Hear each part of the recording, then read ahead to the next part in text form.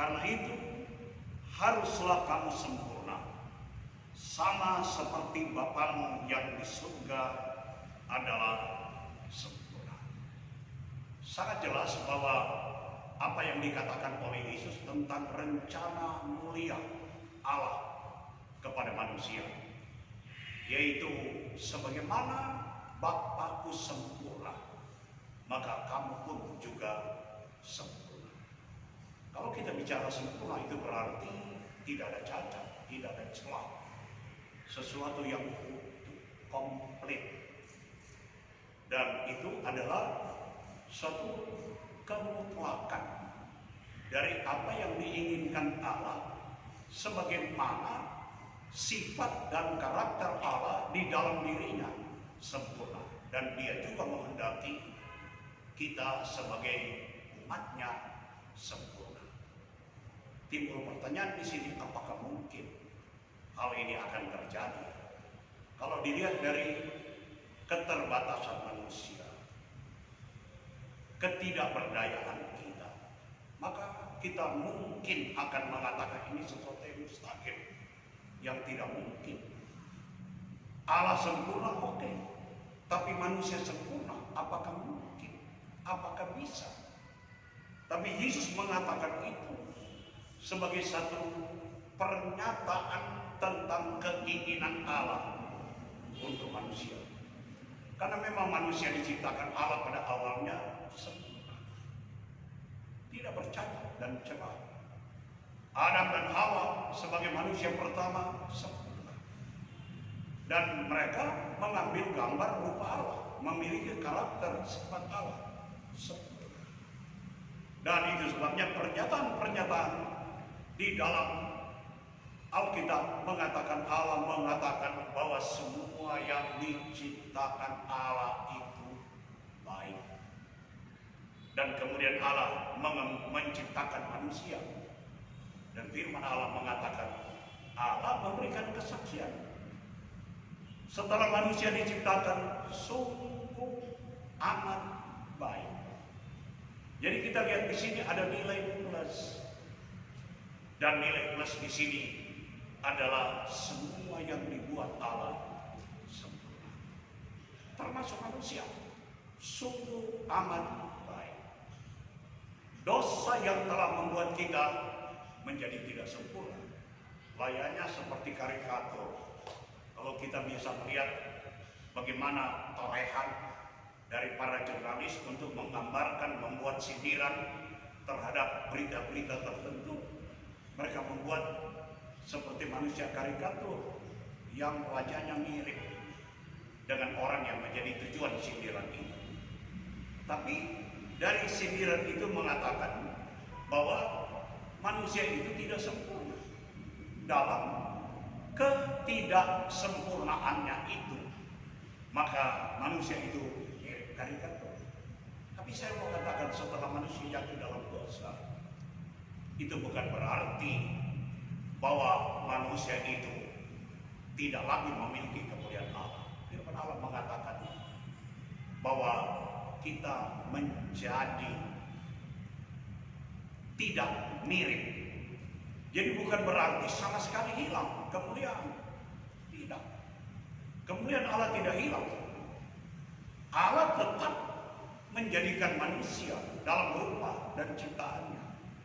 Tetapi manusia telah keluar dari tatanan sempurna.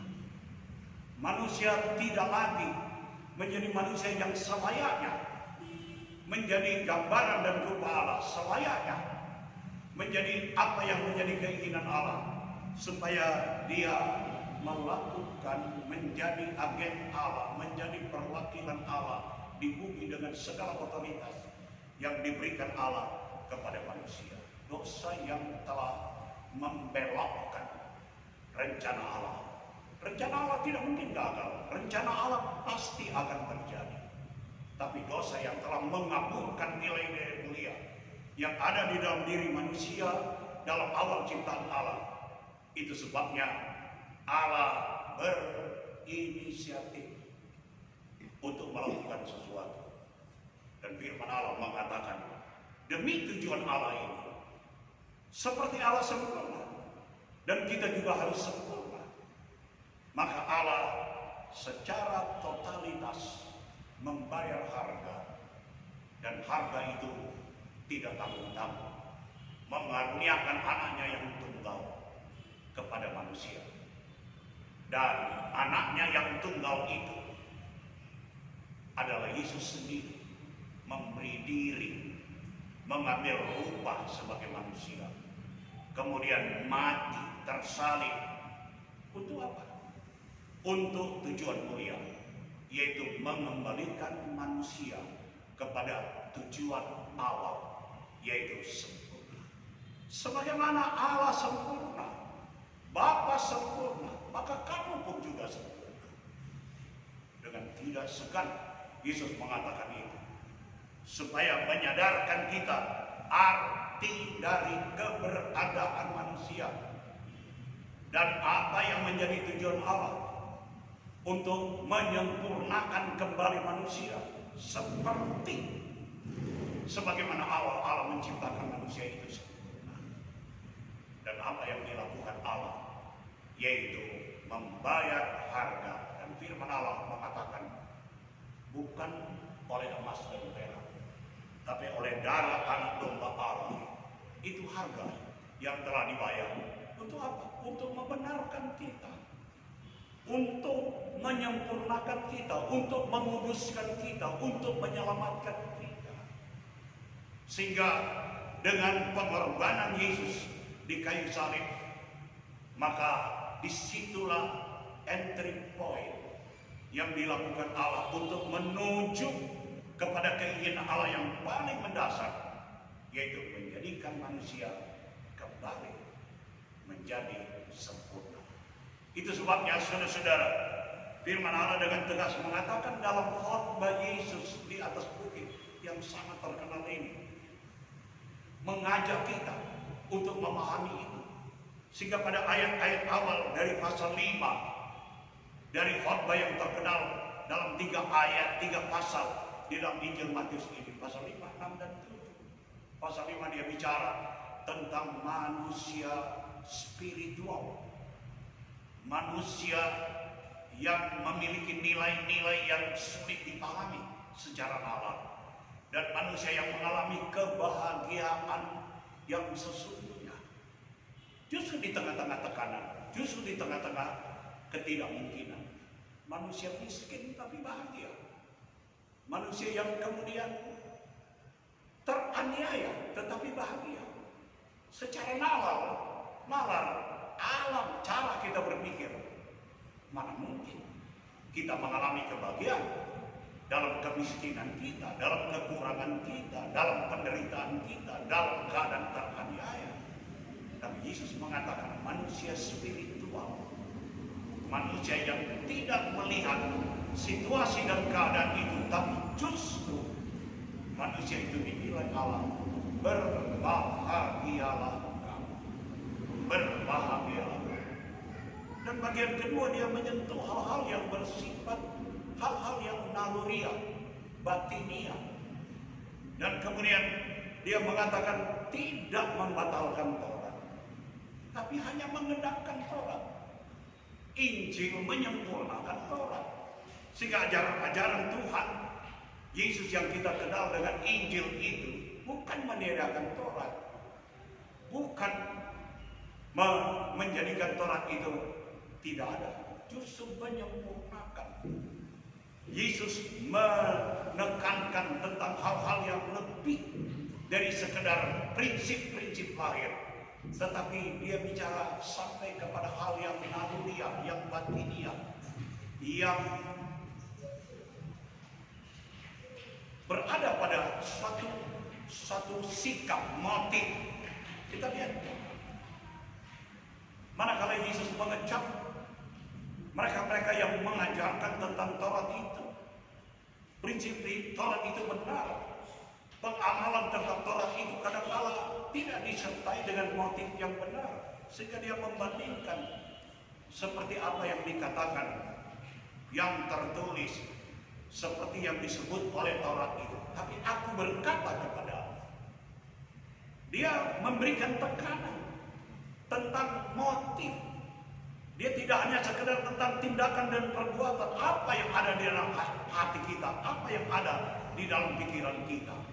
Itu juga harus sesuai dengan apa yang kita buat. Tidak seperti apa yang dilakukan, mengamalkan Taurat, tetapi jauh hati mereka, pikiran mereka dengan Allah. Mereka mengamalkan perkataan-perkataan Tuhan, hukum-hukum Allah, tapi hati mereka jauh dari Allah. Itu sebabnya Yesus bicara tentang nilai kesempurnaan, tidak saja pada nilai-nilai spiritual, tapi nilai-nilai batiniah, nilai-nilai yang mengiringi, yang mempertegas tentang hidup yang sesungguhnya adalah hidup yang datang dari motif, dari keinginan yang kuat, dari hati, dari pikiran yang jernih. Saudara-saudara, tapi kemudian yang ketiga, dia juga bicara tentang hal yang bersifat lahiriah, hal yang bersifat jasmaniah. Di dalam beberapa ayat dari Injil Matius pasal 5 mengatakan begini, dari ayat 45, karena dengan demikian kamu menjadi anak-anak Bapamu yang di surga, yang menerbitkan matahari bagi orang jahat dan orang yang baik, dan menurunkan hujan bagi orang yang benar dan orang yang tidak benar. Apabila kamu mengasihi orang yang mengasihi kamu, apakah upahmu? Bukankah pemungut cukai juga berbuat demikian? Dan apabila kamu hanya memberi salam kepada saudara-saudaramu saja, apakah lebihnya daripada perbuatan orang lain? Bukankah orang yang tidak mengenal Allah pun berbuat demikian? Jadi kita lihat di sini bagaimana perpaduan dari apa yang terkandung di dalam hati kita dengan tindakan kita. Orang dunia, orang kafir, orang yang tidak mengenal Allah juga dapat melakukan itu. Manakala kamu memberikan salam, mereka juga akan menyambut kita dengan salam. Manakala kita mengasihi mereka, mereka akan memberikan respon pula dengan mengasihi kita. Sehingga Yesus berkata, apakah lebihnya? Kalau orang-orang yang tidak percaya dan mengenal kebenaran melakukan sapaan, memberikan sikap mengasihi kepada kita, artinya sama. Tuhan memberi hujan, Tuhan memberi panas. Tidak saja kepada orang-orang yang benar, tapi kepada orang-orang yang jahat pula. Itulah dinamika kehidupan yang berlangsung di dunia ini, saudara-saudara. Dan itu sebabnya Tuhan mengajarkan kita untuk melakukan apa yang menjadi keinginannya. Karena Bapakku sempurna, maka kamu juga sempurna. Yang dimaksud dengan kesempurnaan adalah mengamalkan firman Allah, melakukan firman Allah, baik secara lahir, secara jasmania, juga secara batiniah. Hal yang tidak terlihat, tersimpan di hati dan pikiran. Apa yang kamu katakan sejalan dengan apa yang menjadi tindakan hati kita. Dan kemudian yang paling penting adalah nilai-nilai spiritual. Karena Allah tidak hanya menciptakan kita sebagai manusia dalam hal yang lahir, yang terlihat, sebagaimana kita lihat dengan kasat mata. Manusia lahir, manusia jasmania, saudara-saudara. Tetapi ada manusia batinia, hal yang tidak terlihat, jiwa kita yang menggerakkan hidup ini, yang ada di dalam hati kita, kehendak kita, pikiran kita, tindakan kita, saudara-saudara. Dan itu harus sejalan dengan apa yang menjadi terekspresi dalam kehidupan nyata yang terlihat oleh banyak orang dalam tindakan jasmani, tindakan lahir. Tapi yang paling penting, saudara-saudara, manusia yang rohani. Itu sebabnya perpaduan antara manusia jasmani, manusia batiniah, dan manusia rohani. Itulah yang dimaksudkan oleh Allah, manusia yang sempurna. Saudara-saudara, kadang-kadang kita mengatakan iya, tapi hati kita tidak. Siapa yang tahu? Dalamnya hati, siapa yang tahu? Apa yang Anda pikirkan, siapa yang tahu? Saudara-saudara, kadang-kadang apa yang kita pikirkan dengan tindakan kita bertolak belakang. Dan itulah yang Tuhan ingin supaya kita bisa mengendalikan hidup kita secara utuh, secara lahir, secara batiniah, secara rohani. Itulah manusia utuh. Dan itu yang dikatakan oleh Rasul Paulus, yang akan disempurnakan Allah, bahwa Tuhan akan menyempurnakan kita roh, jiwa, dan tubuh kita.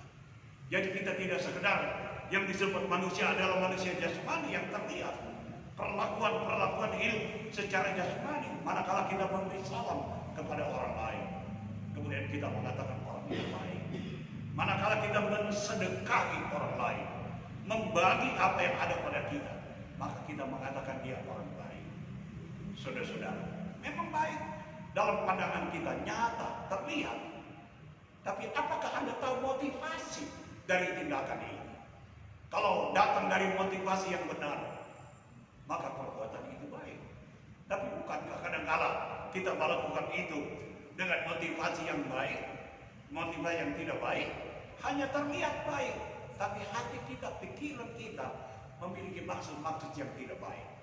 Itu sebabnya keharmonisan, sinergitas dari sikap hidup manusia yang diinginkan oleh Allah adalah manusia jasmani yang berkenan kepada Allah, manusia batiniah yang ada, yang tidak terlihat, yang merupakan pikiran kita, yang merupakan kehendak kita, yang merupakan perasaan kita, yang mungkin sulit dipahami oleh orang lain.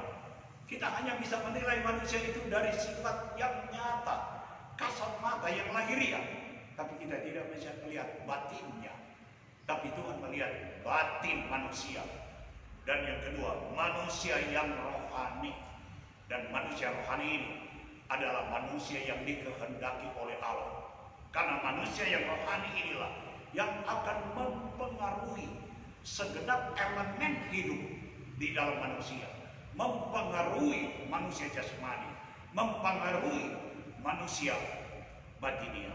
Dan saya percaya bahwa kita semua harus memahami hidup yang dikehendaki oleh Allah adalah hidup yang sesuai dengan kehendak Allah. Bapakku sempurna, kamu juga sempurna. Hidup yang dikehendaki Allah adalah hidup yang sempurna, menjadi manusia yang utuh secara lahir, secara batiniah, secara rohani. Saya katakan jasmani, jiwani, dan rohani utuh, sinergis, harmonis. Apa yang terlihat dalam perilaku kehidupan kita itu adalah bagian yang ada, hidup dan berkembang di dalam batin kita, di dalam jiwa kita. Dan itu adalah kehidupan rohani yang dikehendaki Allah, manusia sempurna. Dan firman Allah dengan tegas mengatakan, sehingga kamu menjadi garam dan terang dunia. Garam yang mengawetkan, garam yang membuat kita steril, garam yang membuat kita berguna, baik kemudian menjadi terang. Apa artinya? Kata firman Allah, jika pelita itu hanya ada di bawah gantang, tapi bawalah pelita itu di atas gunung, sehingga dia memancar, bersinar, kemudian berguna untuk menerangi kegelapan. Itulah yang menjadi kehendak Allah.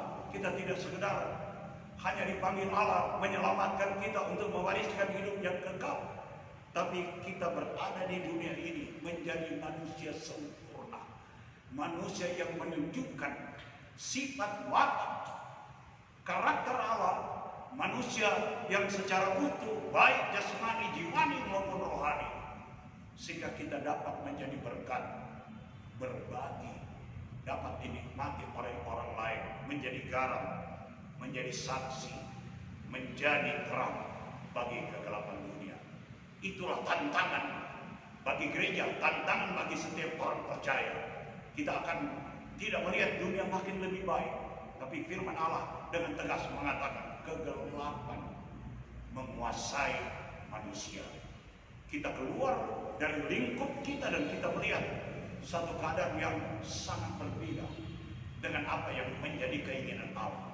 Tapi Allah menghendaki supaya kita konsisten, hidup berbeda, tampil berbeda. Kita tidak akan larut dengan keadaan-keadaan yang menyesatkan kita, yang membawa kita kepada keadaan-keadaan yang bertentangan dengan kehendak Allah. Tapi Allah ingin supaya kita menjadi sempurna, sebagaimana Bapa juga sempurna. Saya penuh keyakinan kita akan menjalani kehidupan kita dengan berbeda. Kita akan menjalani kehidupan kita dengan menjadi berkat. Kita menjalani kehidupan kita, orang akan menikmati apa yang ada di dalam kita. Orang akan menjadikan kita pusat perhatian, dan kita akan menjadi jawaban dari seluruh pergumulan, tantangan yang dihadapi di tengah-tengah kehidupan yang tidak memiliki kepastian, yang kehilangan harapan. Dan itu sebabnya manusia sempurnalah yang dihadirkan Allah. Dan siapa? Orang percaya, gereja, anak-anak Tuhan, jadilah berkat. Dan saya percaya itulah yang menjadi keinginan yang paling mendasar. Dan Yesus mengatakan itu, Bapakku sempurna, kamu pun harus sempurna. Tuhan memberkati saudara-saudara. Tuhan memberi kita kekuatan untuk melihat tujuan Allah, memampukan kita.